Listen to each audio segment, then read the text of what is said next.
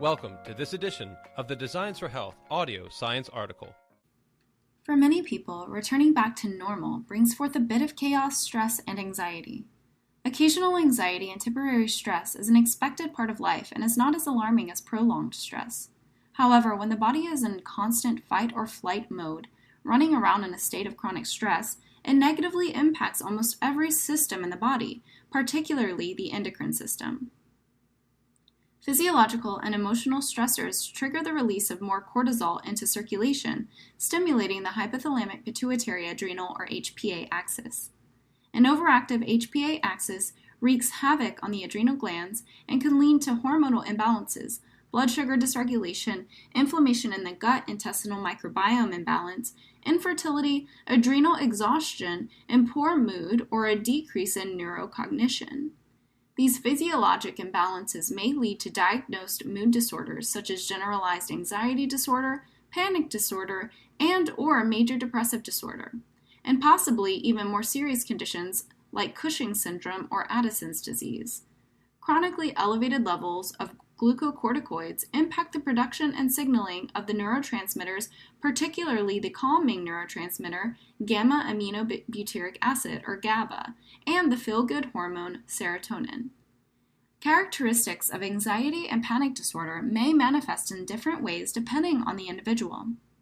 Some of the most common signs and symptoms include the following: being easily fatigued, panic attacks, heart palpitations or accelerated heart rate, excessive sweating, trembling or shaking, shortness of breath, poor concentration, forgetfulness or mind going blank, being irritable, easily angered or frustrated, disturbed memory, insomnia, restlessness or rumination, disrupted sleep, difficulty falling or staying asleep, waking up feeling unrested or groggy, difficulty controlling feelings of worry, muscle tension or pain, headache or migraine, and a sense of impending doom or feeling out of control.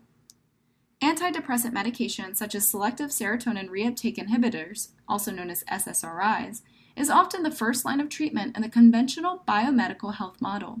Although short-term use is warranted in certain circumstances and situations, antidepressant and anxiolytic medications have been shown to not only be ineffective in the long term, but also create physiological imbalances by depleting nutrients and causing deleterious and unwanted adverse effects.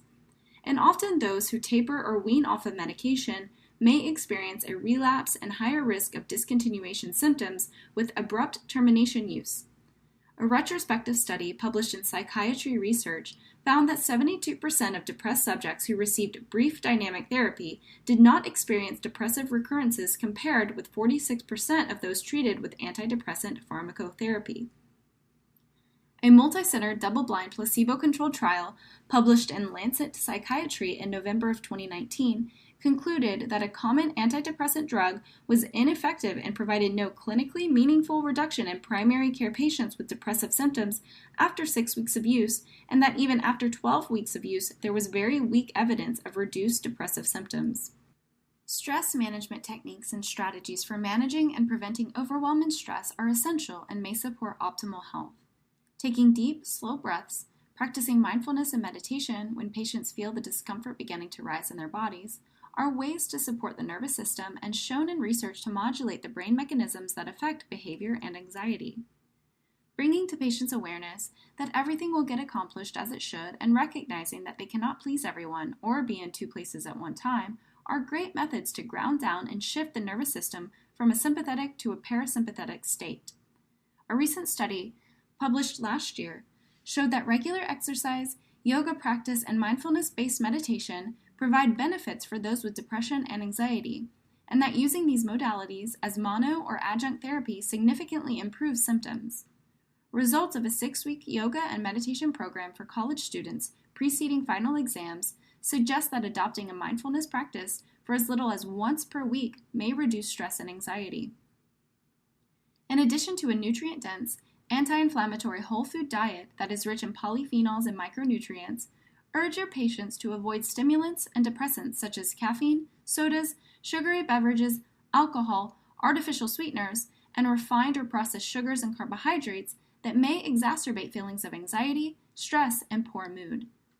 A review in the journal Neuroscience and Biobehavioral Reviews shows that sucrose sugar and other highly palatable food overconsumption results in pathophysiological consequences such as morphological neuronal changes, altered emotional processing, and modified behavior.